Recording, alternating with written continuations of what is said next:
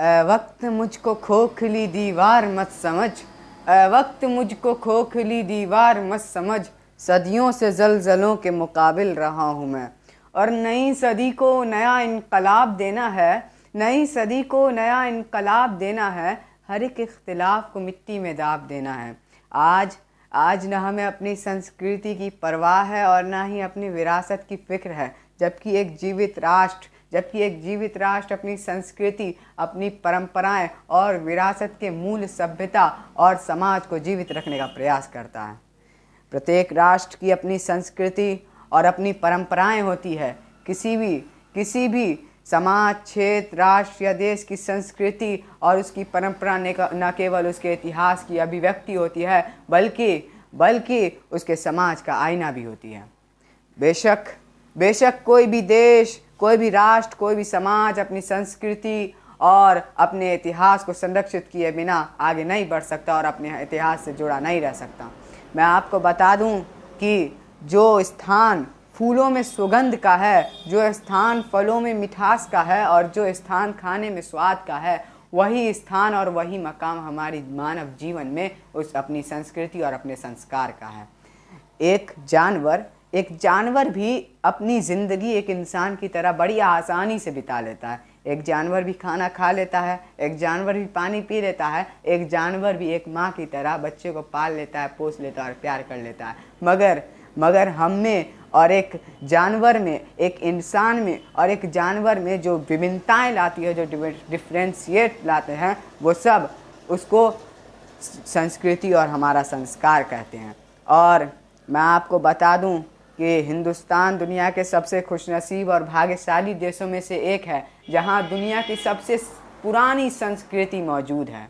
और यहाँ न केवल उसकी संस्कृति और मैं आपको ये बताना चाहता हूँ कि हमारा इतिहास ऐसा है जो हमारा देश को विश्व गुरु कहलाया करता था। हमारा देश इतना शक्तिशाली था जो पूरा दुनिया हमारे देश को विश्व गुरु कहा के नाम पुकारता था। मगर आज हम इतने निर्बल हो चुके हैं और इतने कमज़ोर हो चुके हैं कि छोटा देश भी आकर हमें आंख दिखाकर चला जाता है। क्यों ऐसा हुआ?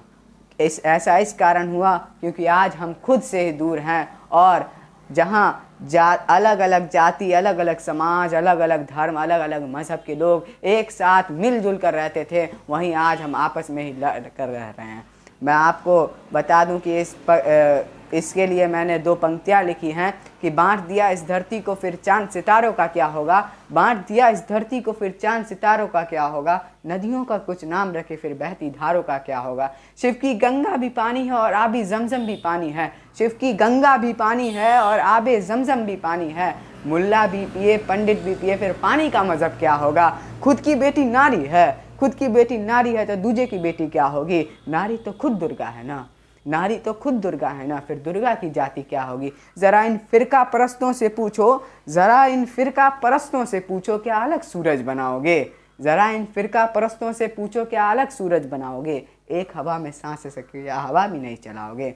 अनेकता में एकता हमारे संस्कृति के सबसे महत्वपूर्ण पहलू है, जो हमारी संस्कृति को और भी ज़्यादा मजबूत बनाती है। अरे हमें तो अपनी संस्कृति पर गर्व होना चाहिए, जिसने राष्ट्रपिता महात्मा गांधी से लेकर मैक्स मुलर तक और मैक्स मुलर से लेकर स्वामी विवेकानंद तक को प्रभावित किया है।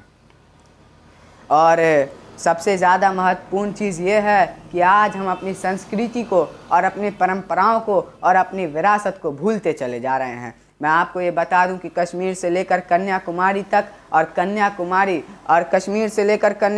तक और गुजरात से लेकर बंगाल तक न जाने कितनी विरासत की निशानी आज भी हमारे मुल्क में मौजूद हैं।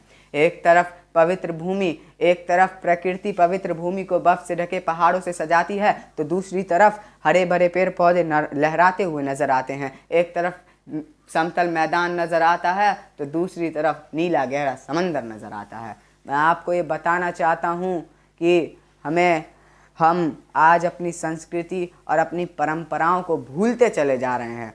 हमारी संस्कृति तो वो है जहाँ दुनिया भर के देशों से लोग यहाँ पढ़ने आया करते थे और अपनी शिक्षा को हासिल करने आया करते थे। मैं आपको ये बताना चाहता हूँ कि नालंदा विश्वविद्यालय जो बिहार के अंदर दुनिया का सबसे फेमस विश्वविद्यालय था, वहाँ का जो वॉचमैन हुआ करता था और जो दरबान जिसको कहते हैं वो हुआ करता था, वो भी बहुत ज़्यादा पढ़ा लिखा और ग्रेजुएट हुआ करता था। जब हमारा भारत देश इतना ज़्यादा शिक्षित था तो फिर आपको गर्व क्यों नहीं है? क्यों हम आजकल अपना मतलब विरासत और अपनी परंपरा और अपनी संस्कृति को भूलते चले आ रहे हैं और आपस में ही लड़ रहे हैं, दंगा कर रहे हैं, फसाद कर रहे हैं। और इन दंगों के लिए मैं 2 पंक्तियाँ लिख के लाया हूँ कि चैन व अमन का देश है मेरा, चैन व अमन का देश है मेरा, इस देश में दंगा रहने दो। चैन व अमन का देश है मेरा, इस देश में दंगा रहने दो। लाल हरे में मत बांटो, इसे शान तिरंगा रहने दो। और सबसे ज़्यादा महत्वपूर्ण बात यह है कि हम जिस प्रकार से अपनी संस्कृति और अपनी परंपराओं को भूलते चले जा रहे हैं, मैं आपको ये बता दूं कि दुनिया के नक्शे से वो देश मिट चुका है और वो देश मिट चुका है जिसने अपनी संस्कृति और अपनी परंपराओं को भुलाया है। और मैं 2 पंक्तियां कहकर और 2 चंद बोल कहकर मैं अपनी वाणी को विराम देता हूँ कि सारे जहाँ से अच्छा हिंदू सिता हमारा, सारे जहाँ से अच्छा हिंदू सिता हमारा, हम बुलबुलें हैं इसके ये गुल सिता हमारा। और आप सबसे आग्रह है कि अपनी संस्कृति, अपनी परंपराओं और अपनी विरासत को बचाने की कोशिश कीजिए और जितना हो सके उतना ज़्यादा आगे आने वाली पीढ़ियों को हमारी संस्कृति के बारे में बताइए, उसकी विशेषताओं के बारे में बताइए। धन्यवाद।